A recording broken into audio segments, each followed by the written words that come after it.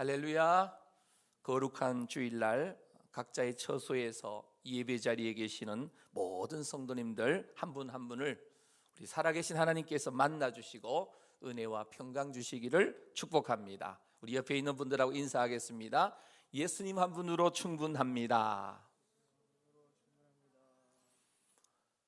우리 3월 9일 제20대 대통령 선거를 앞에 두고 이제 공식 선거 운동이 시작되었습니다. 이번 대선은 이 오미크론 변이 바이러스가 연일 10만 명이 넘는 이 감염 확산이 계속되는 이때에 치러지기 때문에 그 어느 때보다도 혼란스럽고 또 모든 면에서 혼탁합니다.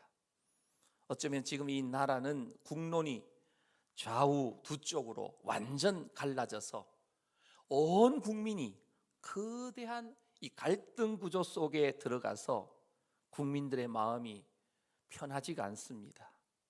이념과 계층 그리고 세대와 지역의 이 갈라치기 갈등 구조가 형성되어 있습니다.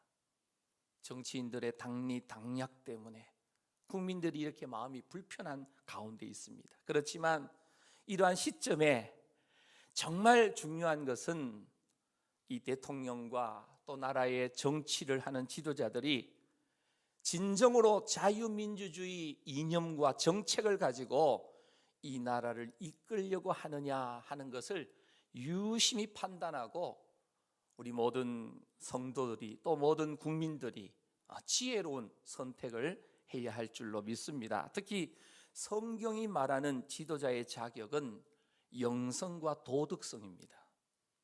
하나님을 두려워하는 것을 영성이라고 한다면 진실하고 불의한 뇌물을 받지 않는 것이 도덕성이라고 할 수 있겠습니다. 우리가 세속 대통령을 뽑으면서 성경적인 영성의 자격을 요구할 수는 없겠지만 그래도 도덕성만큼은 확실하게 요구해야만 합니다. 또 우리 믿는 성도들은 어느 후보가 교회를 진정 유익하게 할 후보인지 세밀하게 살펴야 됩니다. 특별히 예배와 이 복음 전하는 이 전도 사역을 공권력을 가지고 방해하지 않는 종교의 자유를 확실하게 보장하고 교회에서 가장 큰 관심사인 이 포괄적 차별금지법에 대한 확실한 이 반대 의견과 이 사학법에 대한 교회의 입장을 존중하고 그리고 비영리 교회를 향한 세금 정책이 상식에 어긋나지 않도록 추진하고 특별히 다음 세대, 미래 세대 이 청년들이 비전을 가지고 밝은 미래를 열어갈 수 있는 그런 길을 닦는 대통령이 나오도록 특별히 성도님들이 마음을 같이하여서 기도해야 할 것입니다. 우리가 흔히 선거는 민주주의의 꽃이라고 이렇게 말을 하는데 이번 선거가 정말 공정하게 실시되어지고 무엇보다도 모든 국민들이 이 샬롬, 이 평강을 위한 좀 국가적인 축제의 한마당, 이 한 잔치가 되도록 하면 좋겠다 하는 그런 마음이 있습니다.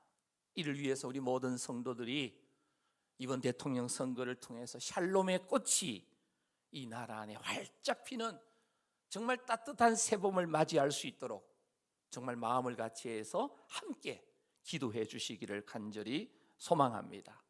모든 선거 때마다 비슷하게 되어지는 양상인데요. 선거 분위기가 과열되면 교회 안의 분위기도 편이 갈라져서 때로는 갈등 가운데 놓이게 되는 것을 종종 보게 됩니다.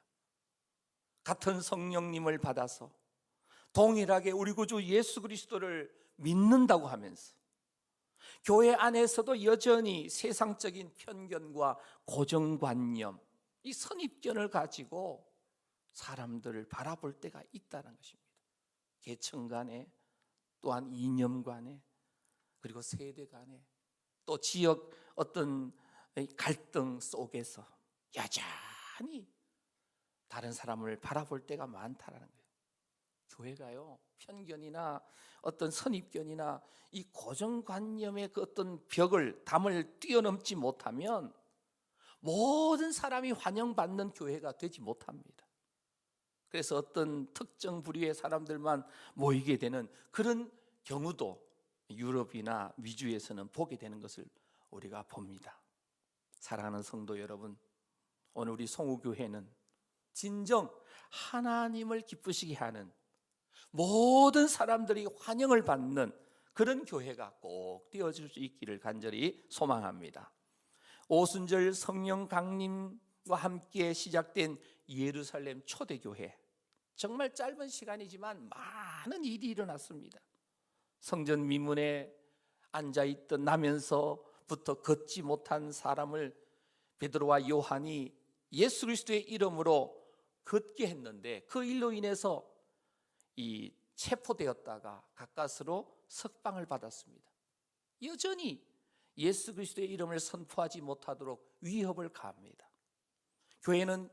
초대교회는 이러한 박해 속에서도 7명의 지도자를 택하여서 임명했습니다.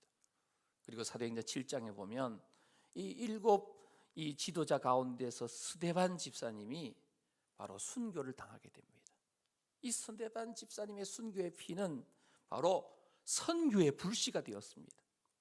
우리 주님께서 십자가에서 피 흘리셔서 이 땅에 주님의 피값으로 교회를 세우셨는데, 마찬가지로 스데반의 순교로 인해서 사람들이 흩어져서 가는 곳마다 복음이 증거되어지고 그곳에서 또 교회가 만들어지는 거예요. 사도행전 8장에 보면 빌립이 사마리아에 가서 복음을 전합니다. 그곳에서 광야에서 에디오피아 여왕 간다게의 국구 맡은 네시에게도 복음을 전하고, 이 네시는 아프리카 흑인으로 궁중의 이 관료였습니다. 사도행전 9장을 보게 되면 이 아나니아가 이제 다메섹 도상에서 회심한 사울에게 복음을 전합니다. 사울은 잘 아는 대로 길리기아 다소 출신으로 이 가말리엘 문하생입니다. 바리새인 학자입니다. 또 소아시아 지방의 유색 인종이었습니다.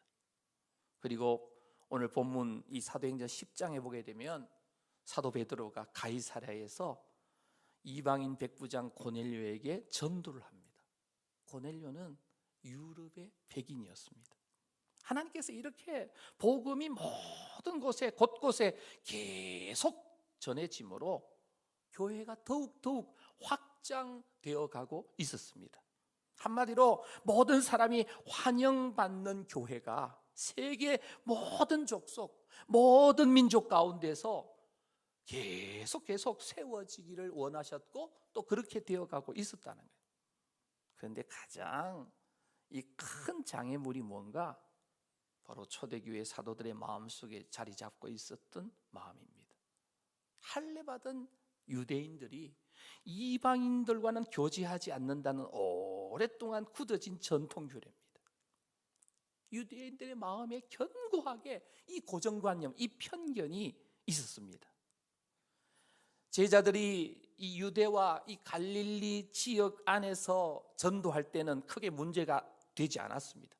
그러나 이제 교회가 복음을 들고 유대를 넘어가고 사마리아를 넘어가고 땅끝으로 나아가려고 할 때 이 유대인들이 가지고 있는 인종적이거나 종교적이거나 이런 편견, 고정관념이 반드시 극복되어져야만 교회가 세워질 수가 있었다는 거예요. 사람의 편견이나 고정관념이 얼마나 극복하기 어렵습니까? 그런데 하나님께 순종하는 사람들에게는 이 고정관념이나 편견도 불가능한 일이 아니었다는 거예요. 그래서 오늘 이 본문 사도행전 10장을 보게 되면 유대인인 이 베드로의 그 고정관념, 이 편견이, 선입견이 어떻게 극복되었는지 보여주는 그런 이야기가 등장합니다. 그래서 모든 사람이 환영받는 교회가 세워지는 그런 모습을 보게 됩니다. 먼저 오늘 본문 1절 말씀을 우리 함께 읽도록 하겠습니다. 1절입니다. 시작. 가이사랴에 고넬료라 하는 사람이 있으니 이달리아 부대라 하는 군대의 백부장이라. 이 이스라엘 가이사랴에 이 고넬료라고 불리는 이달리아 부대의 백부장이 있었습니다. 이 고넬료의 역사적인 이름은 코넬리우스입니다. 이 코넬리우스는 로마 명문가의 후손입니다. 그의 아버지가 바로 코넬리우스 사비 장군입니다. 이 코넬리우스 사비 장군은 부패한 로마 황제 카이우스를 축출해내는데 큰 공을 세웠던 그런 인물입니다. 그런 그 후예가 이스라엘에 파견되었다라는 것. 그만큼 이 로마 황제의 총애를 받는 충성된 부대라고 하는 증거입니다. 이 이달리아 부대에는 약 100여 명의 군인들로 구성되었는데 모두가 다 로마 시민권자들로 구성된 부대입니다. 이 이달리아 부대의 지휘관이 바로 이 고넬료라고 하는 백부장입니다. 그렇다면 이 고넬료가 얼마나 대단한 엘리트였는지를 알만합니다. 그 당시에 이 로마의 고급 장교들이나 총독들은 해외에 가서 파견할 때 그 근무하는 동안에 부를 축적하는 일이 상식이었습니다. 재산도 증식시키고 진급에 필요한 모든 자금을 확보하는, 그래서 자신들의 관할 지역에서 정해진 세금 외에 더 많이 거두어서 자신들의 호주머니에도 채우는 일이 허다했습니다.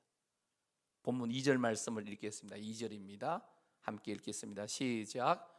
그가 경건하여 온 집안과 더불어 하나님을 경외하며 백성을 많이 구제하고 하나님께 항상 기도하더니. 이렇게 대단한 명예와 권한을 지닌 고넬료는 하나님을 믿는 경건한 사람이었다라고 오늘 본문은 기록합니다. 그것도 온 집으로 더불어 온 가족이 하나님을 경외하고 하나님께 항상 기도하는 삶을 살았다는 겁니다. 어떻게 고넬료가 하나님을 믿게 되었는지 알 수 없지만 이 피지배 국가 백성들에게서 악착같이 세금을 걷고 이 탈취하는 것이 일반적이었던 로마 장교들의 모습이 아니라 오히려 고넬료는 자신의 가지고 있는 물질로 식민지에 어렵게 사는 백성들을 구제하는 삶을 살았다는 것입니다. 그리고 항상 하나님께 기도했다. 정말 멋진 사람입니다. 사실 고넬료 입장에서 이 식민지 나라에 와서 그 식민지의 백성들이 섬기는 하나님을 섬기는 그 자체가 쉽지 않았을 것입니다. 그런데도 고넬료가 하나님을 섬겼을 뿐만 아니라 항상 깨어서 기도하였다는 것, 이것은 바로 배후에 고넬료 배후에 하나님의 놀라운 섭리와 역사가 함께하고 있었다는 것을 보여주는 말씀입니다. 고넬료는 오늘 본문 3절에 보면 늘 기도하는 대로 제9시 우리 시간으로 오후 3시입니다. 기도하는데 놀라운 환상을 보게 됩니다. 환상 중에 하나님의 사자가 나타나서 말씀합니다. 고넬료야. 순간 고넬료는 하나님의 사자를 주목하면서 두려움에 떨면서 대답합니다. 4절입니다. 주여 무슨 일이니까? 천사가 대답합니다. 내 기도와 구제가 하나님 앞에 상달되어 기억하신 바가 되었다. 여러분, 상달되었다는 말은 뭐예요? 하나님께서 고넬료의 기도를 기쁘시게 받으셨다라고 하는 뜻입니다. 오늘 본문 5절 말씀입니다. 내가 지금 사람들을 욥바에 보내어 베드로라 하는 시몬을 청하라. 고넬료는 즉시 순종합니다. 집안의 하인들과 이달리아 부대의 부대원 중에 자신처럼 신실한 믿음을 가진 부하 한 명을 선택해서 시몬 베드로가 있던 이 욥바라고 하는 지역으로 보냅니다. 욥바는 이 가이사랴 그 지역에서 해변길을 따라서 남쪽으로 약 50여 킬로미터 떨어져 있는 그런 해변 도시입니다.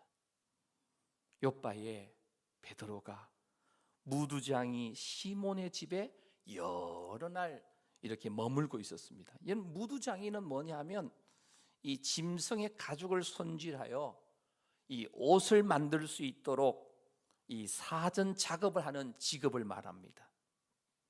사실 이 일은 옛날 우리나라 백정처럼 가장 천한 사람이 갖는 그런 직업이었습니다. 짐승이 죽으면 이 가죽을 벗겨서 무두장이의 집에 보내가지고 이 가죽을 손질해 달라고 하면 이 가죽에 있는 이 짐승의 피와 기름과 온갖 이 분비물, 배설물들이 엉켜 있습니다. 그래서 고약한 냄새도 났을 것입니다. 그러면 무두장이는 그 더러운 짐승의 가죽을 물로 깨끗하게 씻어내고 더러운 냄새를 제거합니다. 그래서 옷이나 어떤 물건을 만들 수 있도록 깨끗하게 말려서 이렇게 가죽을 피는 작업을 하는 직업이 바로 무두장입니다. 이런 천한 일을 하는 이 시몬, 무두장이 시몬의 집이었는데 베드로가 이곳에 왜 머물고 있습니까? 이 사도행전 9장에 보게 되면 9장 42절에 그곳에서 이 다비다라고 하는 신실한 여제자를, 여종을 죽음에서 살려내었기 때문에, 그 사건 때문에 욥바에 있는 많은 사람들이 예수님을 믿게 되었다라고 사도행전 9장 이 뒷부분에서 분명히 기록하고 있습니다. 베드로 사도 역시도 욥바에 머물면서 무두장이 시몬의 집에 거하면서 베드로가 뭘 합니까? 그 베드로도 늘 기도했습니다. 오늘 본문 9절입니다. 우리 9절 말씀 우리 함께 읽겠습니다. 시작. 이튿날 그들이 길을 가다가 그 성에 가까이 갔을 그때에 베드로가 기도하려고 지붕에 올라가니 그 시각은 제6시더라. 예, 베드로도 이 습관대로 제6시, 우리 시간으로 말하면 정오입니다. 낮 12시입니다. 지붕에 올라가서, 옥상에 올라가서 기도하는 겁니다. 그런데 베드로도 황홀한 중에 환상을 보게 됩니다.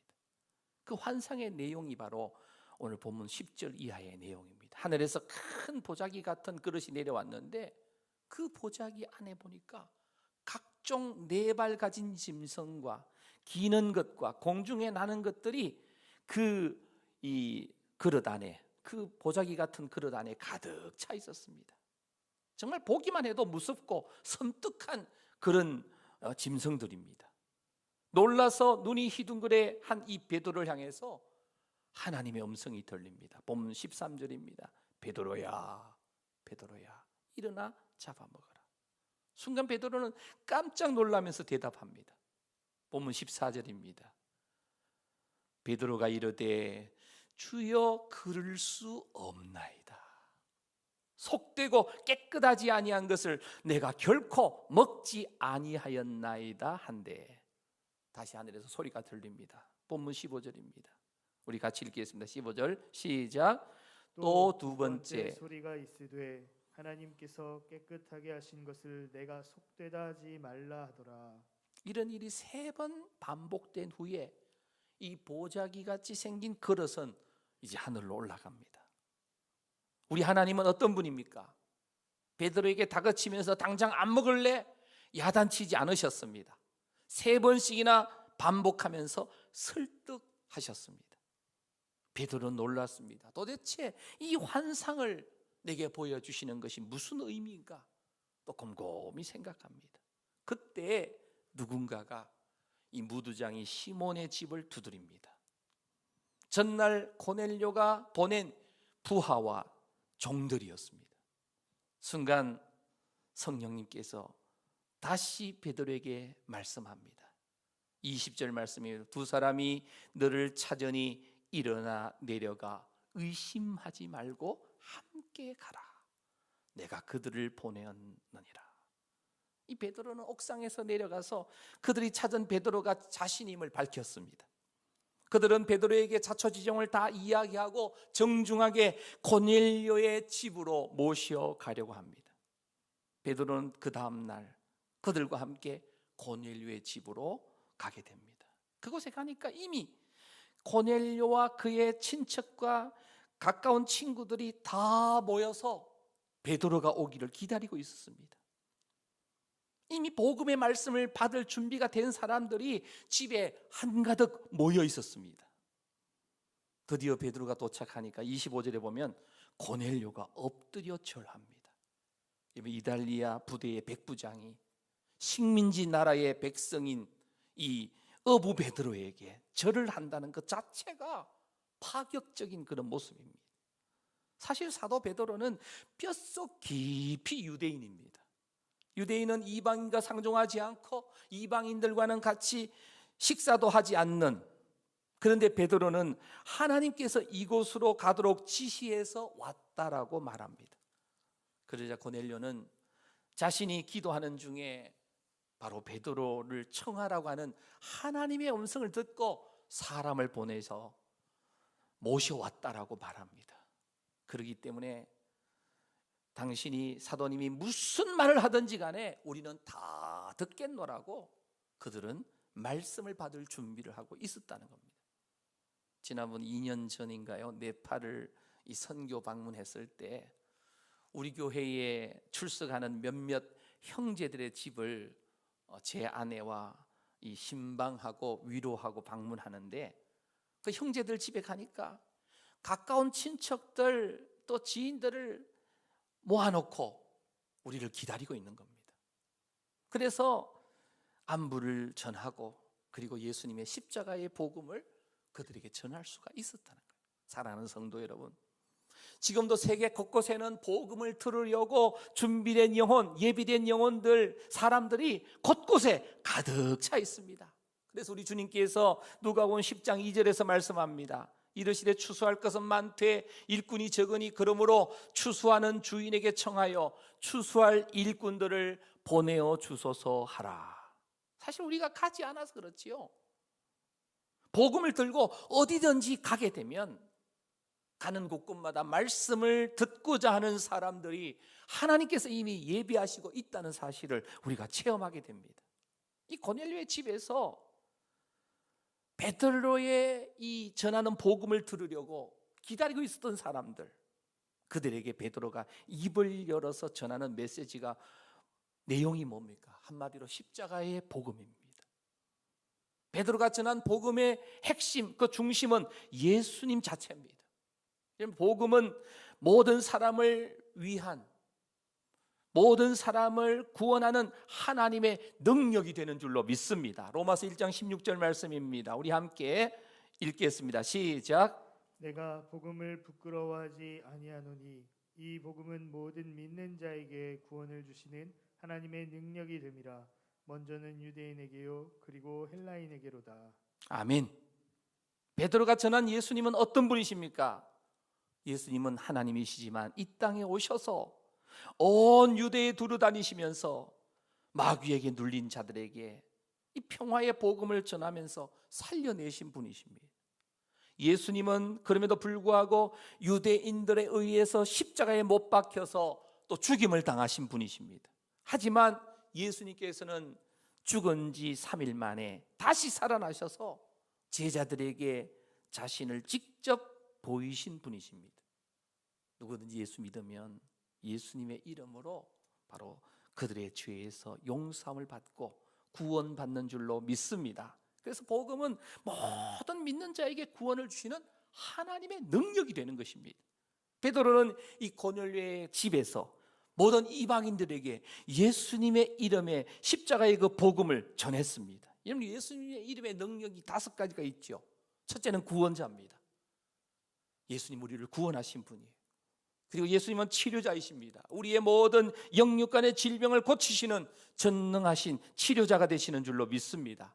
예수님은 또한 권능자이십니다. 사탄의 모든 공격부터 막아내고 환경을 이기도록 만드시는 권능자가 우리 주님이신 줄로 믿습니다. 그리고 우리에게 필요한 모든 것을 공급하시는 공급자가 되십니다.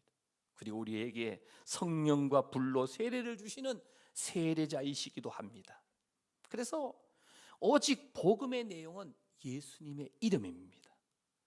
사도행전 4장 12절 말씀입니다. 다른 이름으로는 구원을 받을 수 없나니 천하 사람 중에 구원을 받을 만한 다른 이름을 우리에게 주신 일이 없습니다. 여러분, 예수 이름 이외에는 구원받을 수 있는 다른 이름을 주신 일이 없다라고 분명히 성경은 선포합니다.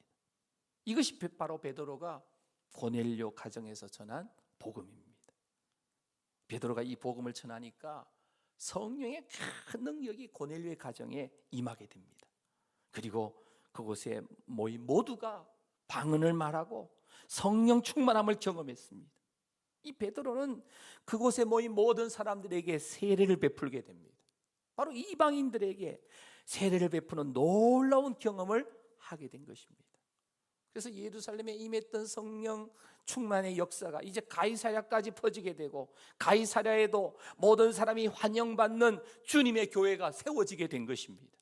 사랑하는 성도 여러분, 하나님께서 모든 민족, 모든 족속에게로 교회가 더욱더욱 확장되어 가기를 원하십니다.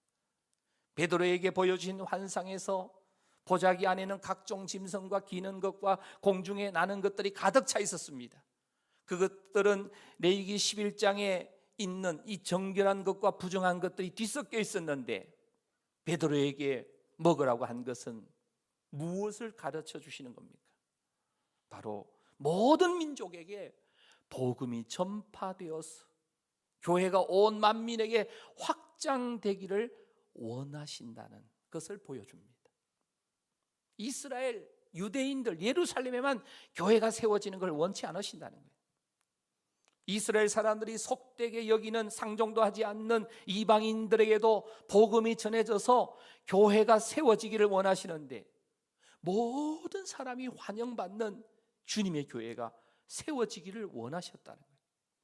오늘날도 교회는요, 모든 민족과 열방 가운데 어디서든지 모든 사람이 환영받는 교회가 세워져야 될 줄로 믿습니다. 그래서 오늘 이 본문의 고넬료의 이 이야기를 통해서 갈릴리 변두리에서 시작된 하나님 나라의 복음이 예루살렘에서 꽃을 피웠고, 예수님의 성천 이후에 교회를 통해서 온 유대 지역을 넘어서 땅끝으로 전파되어지게 된 것입니다. 그래서 주님의 제자들이 유대주의자들로 편견을 버리고 고정관념을 버리고 선입견을 버리고 세계 만민을 위한 열방의 제사장으로서 자신들이 살아가야 되는 것을 다시금 깨닫게 되었다는 거예요. 하나님의 경륜이 제자들에게, 사도들에게 유대 민족주의자에서 보편적인 세계 시민주의자로 변신할 수 있도록 그 길을 인도해 주셨다는 거예요. 사랑하는 성도 여러분, 오늘도 십자가의 복음이 확산되는 곳마다 하나님의 능력이 나타나는 줄로 믿습니다. 복음은 국경을 초월합니다. 아프리카나 소아시아나 유럽이나 어느 곳에라도 복음은 들어갑니다. 복음은 어떠한 언어와 문화 속에라도 침투되어 들어갑니다. 복음은 인종을 차별하지 않습니다. 피부 색깔에 따라 제한받지 않습니다. 흑인이든지 황인종이든지 백인이든지 상관이 없습니다. 복음은 직업을 구별하지 않습니다. 관료이든지 학자든지 군인이든지 누구에게나 복음은 증거되는 줄로 믿습니다. 그래서 마찬가지로 주님의 교회는요, 모든 사람이 환영받는 교회가 되는 줄로 믿습니다. 우리들이 국내든지 외국에든지 여행을 하다 보면 어느 지역에서든지 이 십자가가 세워진 교회가 눈에 띄게 되면 가슴에 진한 감동이 다가오는 것을 느낍니다. 지금 지구촌 곳곳에 세워진 모든 교회들, 그 교회들마다 숨어진 이야기가 있을 것입니다. 우리 주님께서 흘리신 십자가의 보혈의 은총이 누군가의 전도자에 의해서 흘러서 그 어떤 이름 모를 성도의 가슴에까지 복음이 전해져서 그 성도의 이름 모를 그 성도의 헌신과 눈물과 희생으로 바로 그곳에 어느 한 곳의 교회들이 세워지게 되었다는 사실입니다. 초대 예루살렘 교회에서 시작된 복음의 역사가 이렇게 확장되고 또 확장되어서 우리 대한민국에도 구석구석 동네마다 하나님의 거룩한 교회가 세워져 있는 줄로 믿습니다. 할렐루야. 사랑하는 성도 여러분, 올해로 우리 송우교회가 교회 설립 60주년을 맞이했습니다. 우리 송우교회도 지난 60년 세월 동안 수많은 이름 모를 성도님들의 피와 땀과 눈물의 헌신으로 오늘 여기까지 오게 된 줄로 믿습니다. 그리고 우리 송우교회는 부족하지만 모든 사람이 환영받는 교회가 되었기에 오늘 우리 교회 안에는 다양한 나라의 외국인 예배가 지금도 세 나라가 진행되고 있다는 것, 선교의 지경을 우리 하나님께서 넓혀주셨습니다. 그리고 국내에 들어와 있는 외국인들뿐만 아니라 중국이나 캄보디아나 또 세계 여러 나라 현지에도 몸된 교회를 세우게 해주셨습니다. 그리고 네팔에도 지금 교회가 형성되어 사람들이 한 명, 두 명씩 모여지고 있는 중입니다. 앞으로도 계속해서 주님이 문 열어주시는 곳마다 우리 주님 다시 오시는 그날까지 모든 사람이 환영받는 교회를 세워가는 일에 우리 송교회와 모든 성도님들이 한마음으로 달려가 주시기를 간절히 소망합니다. 만약 하나님께서 저 북녘 땅에도 복음의 문을 열어주신다면 저 북한 땅에도 모든 사람이 환영받는 주님의 교회가 다시금 세워지는 일에 우리 성도님들이 같은 마음으로 협력해야 될 것을 권면합니다. 이름도 알려지지 않는 지구촌 모든 땅, 모든 족속 가운데 주님의 몸된 교회, 모든 사람이 환영받는 주님의 교회가 세워지게 될 것을 믿습니다. 사랑하는 성도 여러분, 하나님께서 이렇게 모든 사람이 환영받는 주님의 교회가 세계 열방 어느 곳에든 확장되어 세워지기를 원하시는데 누구를 통해서 이것이 가능합니까? 바로 오늘 우리 한 사람 한 사람입니다.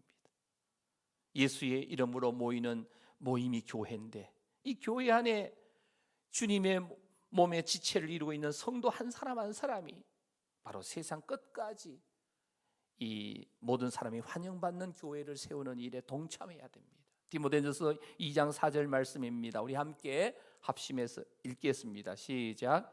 하나님은 말씀을 전파하라. 구원을 받으며 진리를 아는 데에 이르기를 원하시느니라. 모든 사람이 구원이 받는 것이 하나님의 뜻입니다. 모든 사람이 구원받는 것이 하나님의 뜻입니다. 화목을 위한 하나님의 계획은 차별 없이 모든 인간을 포함합니다. 하나님께서는 아브라함에게 그들을 통해서 천하 만민이 복을 받게 될 것을 말씀하셨는데 예수님은 제자들에게 이 모든 민족을 대상으로 복음을 선포하라고 말씀하셨습니다. 그리고 성령 하나님께서 모든 성도들에게 바로 이 일을 하라고 오늘도 친히 역사하고 계십니다. 마태복음 28장 19절 20절 말씀에 우리 주님이 말씀하셨습니다. 우리 함께 합심해서 읽겠습니다. 시작. 그러므로 너희는 가서 모든 민족을 제자로 삼아 아버지와 아들과 성령의 이름으로 세례를 베풀고 내가 너희에게 분부한 모든 것을 가르쳐 지키게 하라. 볼지어다 내가 세상 끝날까지 너희와 항상 함께 있으리라 하시니라. 사도행전 1장 8절입니다. 함께 읽겠습니다. 시작. 오직 성령이 너희에게 임하시면 너희가 권능을 받고 예루살렘과 온 유대와 사마리아와 땅끝까지 이르러 내 증인이 되리라 하시니라. 아멘.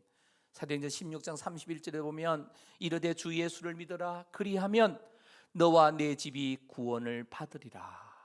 성령은 복음을 전하라고 오늘 성도된 우리 모두에게 지금도 말씀하십니다. 디모데후서 4장 2절에 있는 대로 너는 말씀을 전파하라. 때를 얻든지 못 얻든지 항상 힘써라. 범사에 오래 참음과 가르침으로 경책하며 경계하며 권하라. 때를 얻든지 못 얻든지 항상 힘써야 할 것이 바로 십자가의 복음입니다. 그래서 복음을 전하는 것을 미루어서는 안 됩니다. 사랑하는 성도 여러분, 우리 송우교회는 모든 사람들이 환영받는 교회로 앞으로도 계속 나아가야 될 줄로 믿습니다. 사람을 가려서는 안 됩니다. 모든 사람이 다 복음이 필요합니다.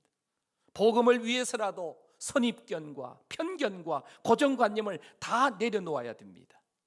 그리고 평생 예수 믿어도 복음 전하지 않으면 그것은 온전한 믿음을 가진 사람의 모습이 아닙니다. 우리는 때를 얻든지 못 얻든지 복음을 전해야 됩니다. 가까운 가족에게도 직장 동료에게도 이웃에게도 자주 만나는 자들에게도 복음을 전해야 됩니다. 전도는 온 인류를 구원하는 하나님의 유일한 지혜입니다. 고린도전서 1장 21절에 보면 하나님의 지혜에 있어서 이 세상이 자기 지혜로 하나님을 알지 못하므로 하나님께서 전도에 미련한 것으로 믿는 자들을 구원하시기를 기뻐하셨도다. 복음을 위해서 뭐든지 마다하지 마시고 함께 달려갈 수 있게 되시기를 바랍니다.